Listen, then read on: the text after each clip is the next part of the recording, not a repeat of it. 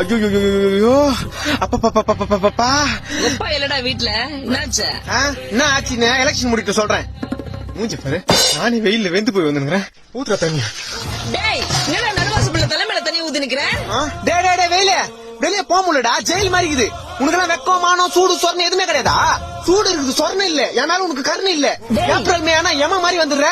உன்னால மண்டை காயுது, மூஞ்சி தீயுது, அங்கங்க கருப்பாய் உடம்பு ஃபுல்லா நெருப்பு மாதிரி எரிஞ்சு வெறுப்பாகுதுமே. நீ மட்டும் கொஞ்சம் கிட்ட வந்தா தண்ணி ஊத்தி அனுப்பிச்சிருண்டா.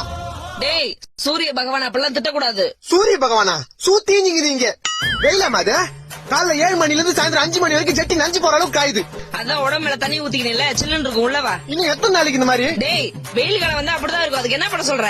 30,000 கூட கொடைக்கானல் போய் ஒரு 3 மாசம் இருந்து வரேன். எது 30,000? பாத்தியம்மா, வெளியே போனா வெயில் அடிக்குது, வீட்டுக்கு வந்தா நீ அடிக்கிற. இந்த வெயில்னால எனக்கு எவ்வளவு வேதனை பாத்தியா? ஏ வெயிலே, உன் வெப்பநிலைய காமிச்சல, என்ன வெறுப்பேத்துக்கல, என் அம்மா கிட்டே என்ன அடி வாங்க வச்சல. நானும் மனுஷனா, வீட்டுல ஏசி இருக்கு, ஃபேன் இருக்கு. சத்தியமா 3 மாசத்துக்கு வீட்டை விட்டு வெளியே வர மாட்டேன். போறேன், வரவே மாட்டேன்.